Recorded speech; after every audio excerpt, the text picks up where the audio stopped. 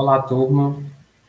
Essa será a nossa aula sobre enzimas, a última aula da primeira unidade, antes de fazer a avaliação.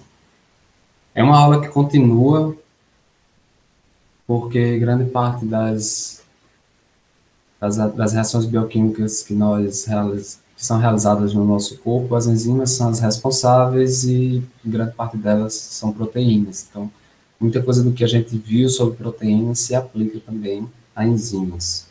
Gostaria que vocês encarassem como se fosse uma extensão da aula de proteínas.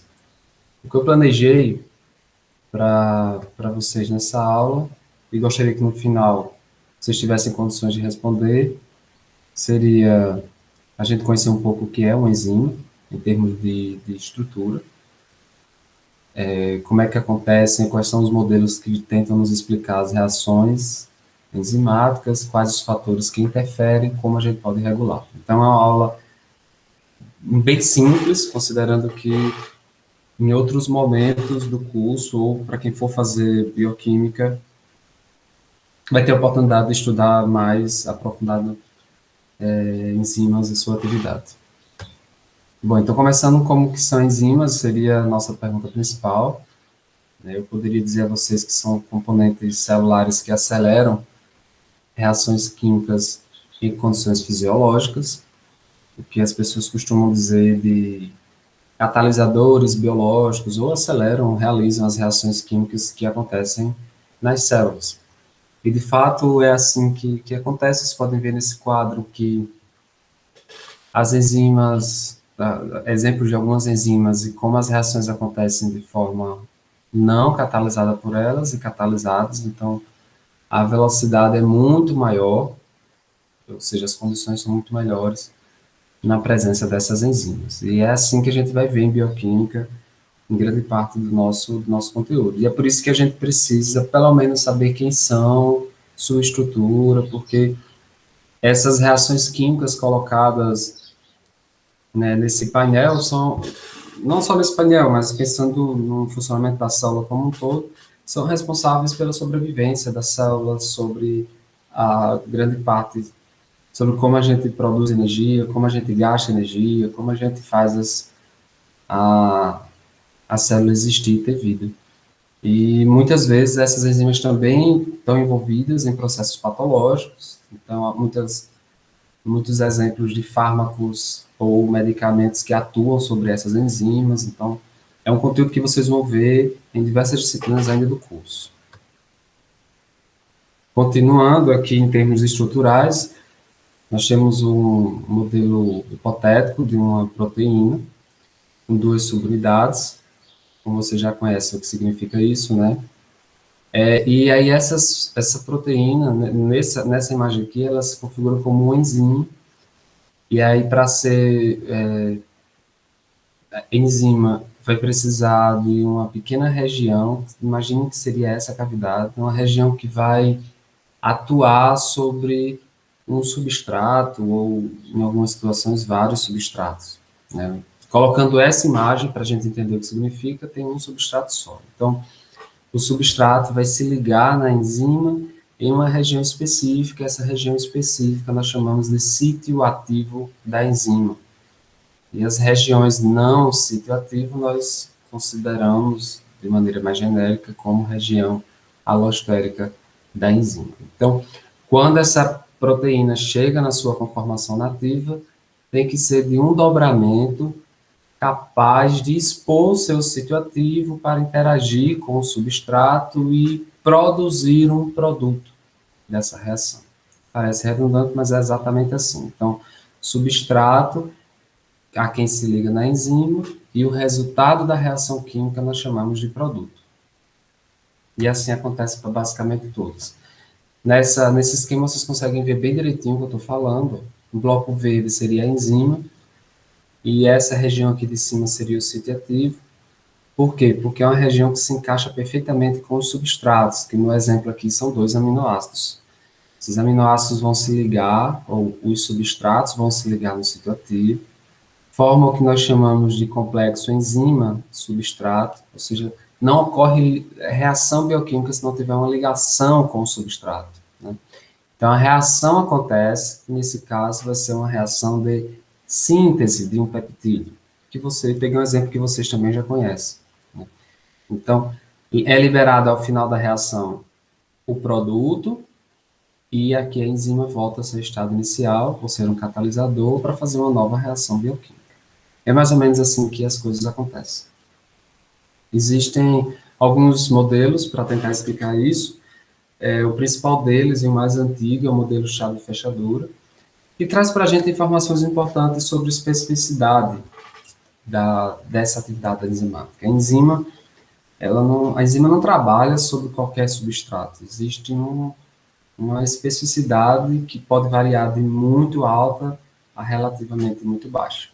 Em todo caso, esse modelo de chave-fechadura nos diz que o substrato ele tem uma estrutura complementar ao cicloativo da enzima, ou seja, de encaixe perfeito, como vocês estão vendo aqui, que é o que acontece numa chave e fechadura, por exemplo, né? Então, não é qualquer substrato que vai se ligar a essa enzima cor amarela que está na figura. É especificamente esse que tem essa região de ligação. No entanto, não é um modelo que explica as coisas como realmente acontecem, porque você imagina a enzima como um componente móvel, né, uma proteína esférica, ela é móvel, então interage com outros componentes na célula e não é um bloco fixo, como mostra na figura, né? Então, existe um outro modelo chamado de modelo de encaixe induzido, é um modelo mais novo, que diz que, embora o substrato não tenha, a enzima, o ciclo ativo da enzima não tenha a região complementar do substrato, mas na medida que eles vão se aproximando, o substrato induz alterações da enzima e vice-versa, e o encaixe acontece.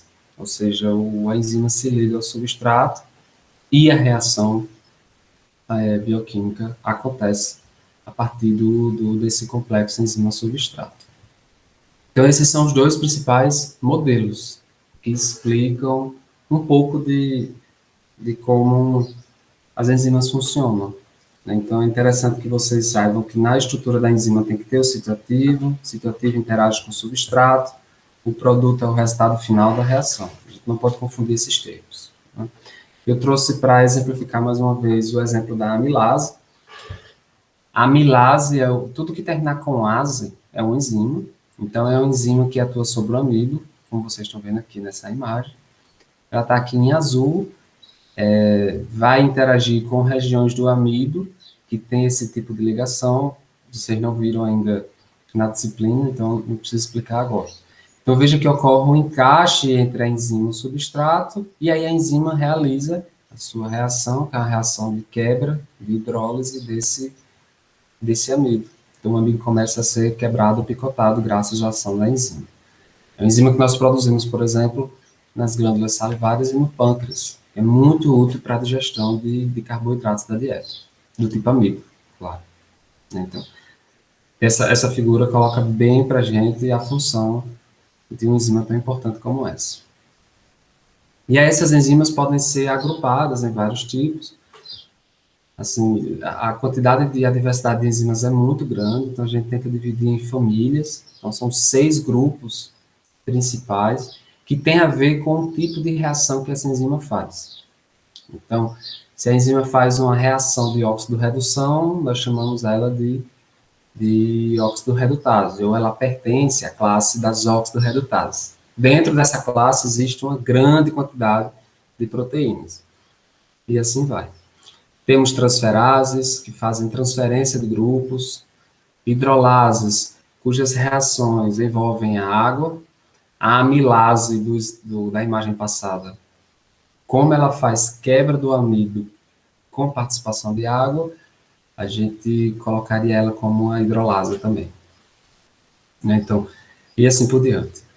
Na medida que vocês forem estudando os nomes das enzimas, vocês vão vendo a descrição delas com base nesses grupos ou nessas famílias, né, de enzimas. Os nomes dados para essas enzimas, deixa eu voltar aqui. O nome dado para essas enzimas, normalmente, que é para a gente não confundir com as famílias. Muitas vezes, os nomes têm uma relação direta com o substrato dessa enzima.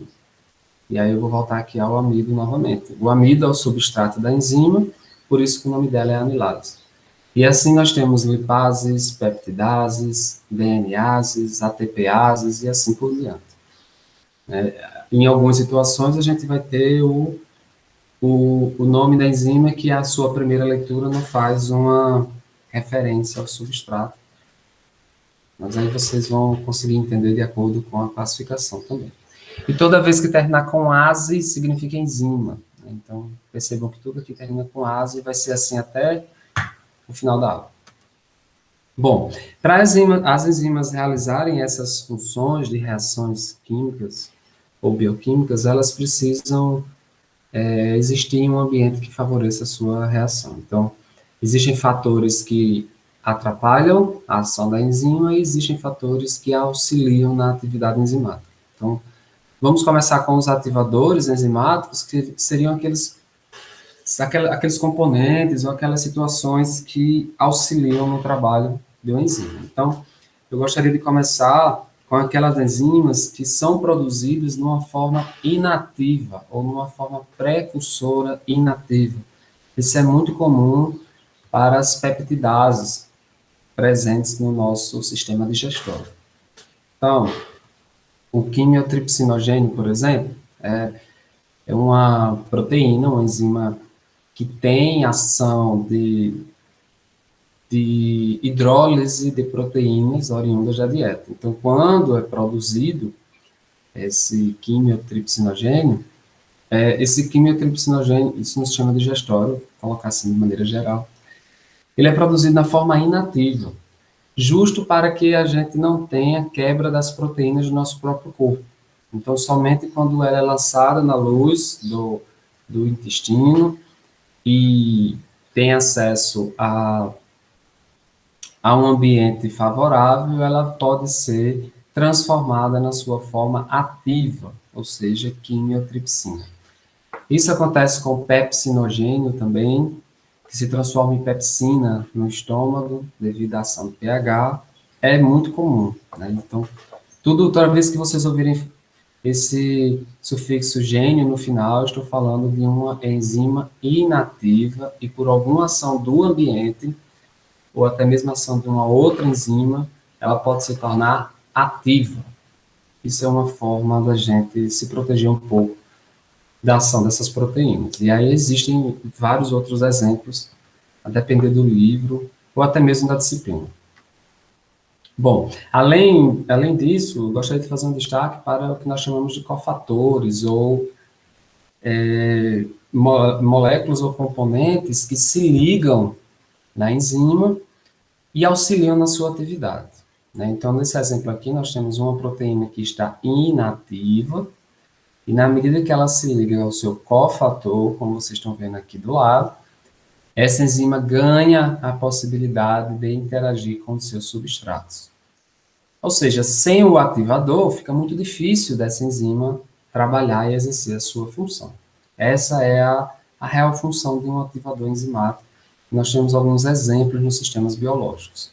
Podemos ter basicamente dois grupos. Nós temos os minerais, que a gente vai ter a chance de estudar alguns no final da disciplina, que auxiliam a atividade de enzimas. Essa é uma das grandes funções dos minerais no nosso corpo. E existem moléculas orgânicas, que nós vamos ver mais à frente. Então, eu tenho exemplos aqui do ferro, zinco, cobre, sódio, potássio, magnésio, cálcio, enfim, é uma grande quantidade. E o exemplo que eu trago para vocês é de uma enzima chamada anidrase carbônica, que é uma enzima que produz ácido carbônico. Trouxe um exemplo também que a gente já conhece, da aula de tampões. Então, ela precisa do zinco, como vocês estão vendo aqui, ó, na sua composição. O íon zinco um dos fatores que participa da reação enzimática, então sem o zinco fica difícil a gente ter produção adequada de ácido carbônico, por exemplo, né? Além disso, nós temos as moléculas orgânicas, e aí as moléculas orgânicas nós chamamos de coenzimas. Essas moléculas orgânicas, o seu principal grupo são as vitaminas. E a gente vai ter uma aula só sobre vitaminas no final do curso. As vitaminas, parte das vitaminas participam como coenzimas, ou seja, elas vão auxiliar a ação de enzimas específicas no nosso corpo. Eu trouxe o exemplo de uma das mais importantes, a vitamina B1, que existe na sua forma de tiamina, pirofosfato, a sua forma ativa. Então, assim, a reação em si não é o objetivo, né, de vocês estudarem, mas só para vocês entenderem que ela participa, aqui, ó, TPP, ela participa como coenzima dessa reação, uma reação super importante para a geração de energia nas mitocôndrias, por exemplo. Então, a vitamina B1, eu poderia dizer que ela participa dessas etapas de geração de energia, como uma coenzima. Então, sem a vitamina B1, a produção de energia nessas condições pode ser prejudicada. A gente vai ver essa reação no próximo semestre e eu explico com mais detalhes. Aqui a ideia é que vocês entendam um exemplo. Então, a gente vai ver vitamina K também, ajudando as enzimas da coagulação, a gente vai ver vitamina B3. Então, assim, existe um leque de possibilidades para ser estudado. Então, quando chegar na aula de vitaminas, pelo menos saber o que são coenzimas, saber que as vitaminas estão ajudando e não atrapalhando, né? Bom, esses eram os ativadores. Agora a gente vai para situações em que ocorre uma alteração na atividade. Ou seja, por mais que tenha ativador, por mais que tenha enzima, essa atividade enzimática pode ser modulada positivamente, pode ser modulada negativamente, e é isso que a gente precisa conhecer um pouquinho, não tudo, que é a aula superficial, né? Então, eu tenho listado aqui alguns fatores. Um dos fatores é o pH. O pH pode alterar a atividade de uma enzima. Você já deve imaginar o porquê que nós vimos a relação do pH e estrutura de proteína. Da mesma forma, a temperatura. E outros dois fatores que a gente não tinha visto ainda, como concentração de substrato, ou seja, será que aumentando os substratos a gente tem aumento da atividade enzimática? E inibidores, que seriam aquelas moléculas que inibem, que atrapalham, que interferem negativamente na atividade da enzima. Então, vamos ver cada um deles com alguns exemplos que talvez facilite. Então, aqui nós temos um gráfico simples que mostra para a gente a velocidade da reação enzimática em função do pH ou da temperatura, né? Eu pensei em botar os dois juntos para facilitar. Então, a gente tem um comportamento mais ou menos parecido com esse, onde, na medida que a temperatura vai aumentando, a gente tem um aumento na velocidade da reação da enzima. As moléculas vão se mexendo, interagindo muito mais, né? Até chegar numa situação que nós chamamos de situação ótima para a atividade da enzima. Ou seja, essa temperatura hipotética ou esse valor de pH é o que a enzima tem, assim, consegue trabalhar no seu máximo, assim, é onde a gente consegue os melhores resultados, onde a enzima consegue trabalhar melhor, enfim. Por isso que quando na aula de proteína sempre dizia que era uma enzima ou uma proteína produzida para atuar naquele ambiente de pH, por exemplo, como acontece com enzimas da digestão, enfim. Né? E temperatura também. O que eu estou querendo afirmar aqui, a temperatura para mais ou para menos, saindo dessa faixa de temperatura ótima, a gente pode induzir desnaturação térmica ou desnaturação por valores de pH, e aí na medida que essa proteína começa a perder o seu formato, a sua ação enzimática pode ser prejudicada, a gente pode ter uma diminuição na atividade enzimática. Então, quando fala em atividade enzimática, é necessário que você pense nessas duas condições principais, temperatura e pH.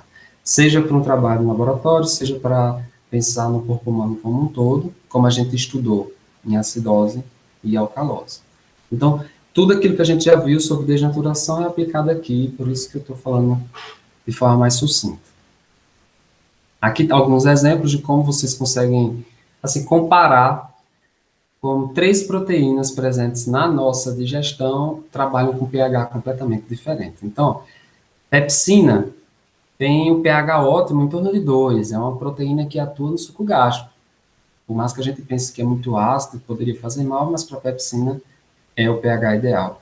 Tanto que quando o alimento vai passando para o intestino delgado, ela vai, e o pH vai se alterando, a atividade da pepsina vai diminuindo. Né? Diferente da tripsina, que é produzida lá pelo pâncreas e atua sobre o intestino delgado. Então, a faixa de pH dela é aqui, ó, é perto do neutro, né? A faixa de pH ó. Aqui você consegue comparar bem direitinho e ver que cada enzima tem um pH ótimo para a sua atividade. Né? Um outro ponto importante é a concentração do substrato. Então, a gente tem aqui a velocidade da reação em função da concentração do substrato, tirado do extraia. Né? Então, a gente vê que, ó, na medida que o substrato vai aumentando, ou seja, quando você começa a fornecer matéria-prima para a enzima trabalhar e garantindo as outras condições, a velocidade vai aumentando, natural. No entanto, não adianta fornecer mais substrato do que a enzima consegue, ou a solução enzimática consegue trabalhar, porque existe um limite.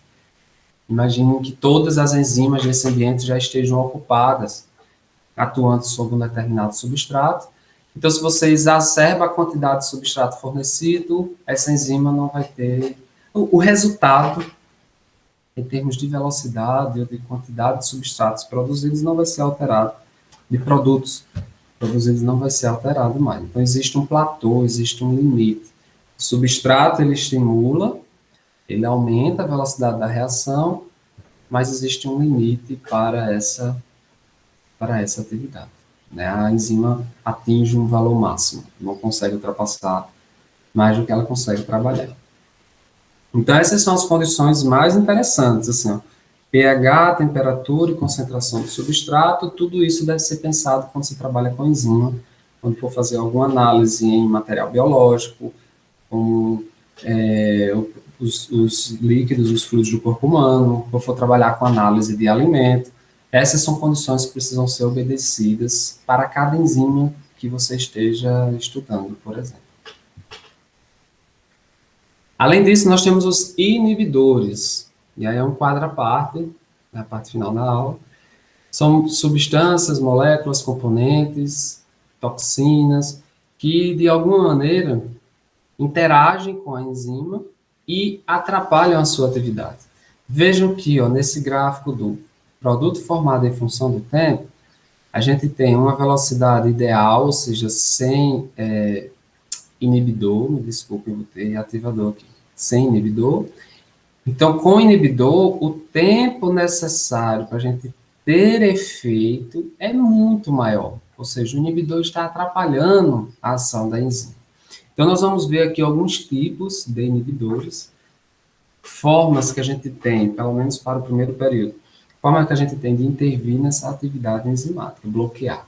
O que em algumas situações pode ser importante do ponto de vista fisiológico, outras podem causar problemas muito sérios. Então, eu vou trazer aqui alguns exemplos, mas a ideia é que vocês entendam o panorama geral.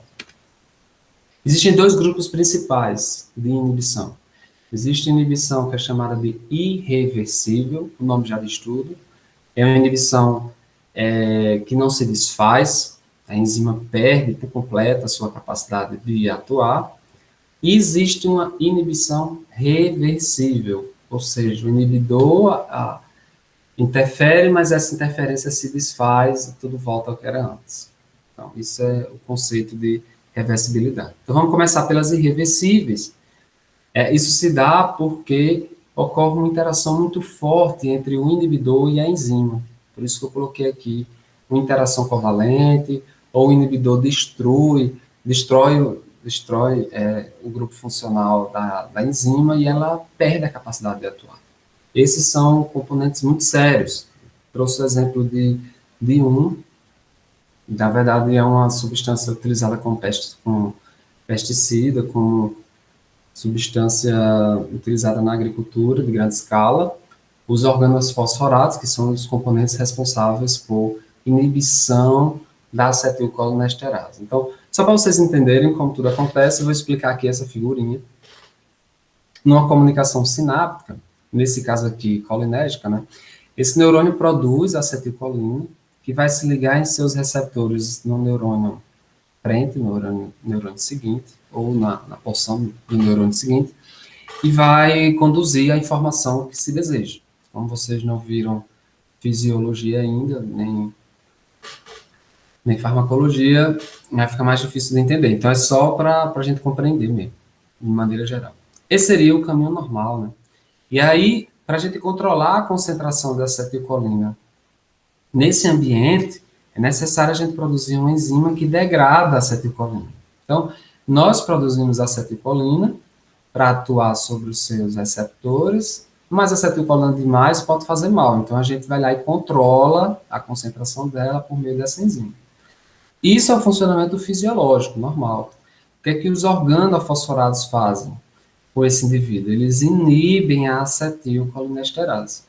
Então, quando esse neurônio amarelo produz acetilcolina e continua produzindo, não vai ter ninguém para diminuir a sua atividade, não vai ter ninguém para reduzir essa acetilcolina, porque a enzima foi bloqueada de forma irreversível. Então, você pode sentir sinais e sintomas de intoxicação de acetilcolina, por assim dizer, né? E pode levar, inclusive, à morte. Esse é um dos grandes perigos de intoxicação mais grave por organofosforados. Isso é tão sério que na literatura já há relatos do glifosato, por exemplo, que é o exemplo que eu trouxe para vocês, que eu falei pesticida, na verdade um herbicida, e que já tem informações na literatura suficiente colocando todos esses componentes utilizados na agricultura e que são liberados para uso no Brasil, relacionando a toxicidade, a genotoxicidade, a desenvolvimento de câncer, na medida que vai sendo consumido na agricultura e na nossa alimentação, na nossa dieta, né? Então, quem quiser ler um pouquinho mais sobre e se atualizar, pode ir atrás desse material, que eu gosto dele, porque ele traz um panorama geral sobre diversos outros tipos de herbicidas e pesticidas e as consequências negativas da atuação deles no corpo humano. Bom, esse era um exemplo de inibidores irreversíveis. Então, vamos para os reversíveis, que aí existem vários subtipos, vou trazer os principais. O principal deles, eu trago para vocês o exemplo do ibuprofeno, que já devem ter ouvido falar, é um anti-inflamatório, não esteroidal, um analgésico. Ele atua sobre uma enzima que está envolvida na nossa sensação de dor e no processo inflamatório. O nome da enzima é chamada de ciclooxigenase. Mas a ideia é porque ele interfere a ação dessa enzima de forma reversível e de forma competitiva. O que é que seria inibição competitiva? Inibição competitiva significa dizer que o substrato está competindo com o inibidor em relação ao sítio ativo.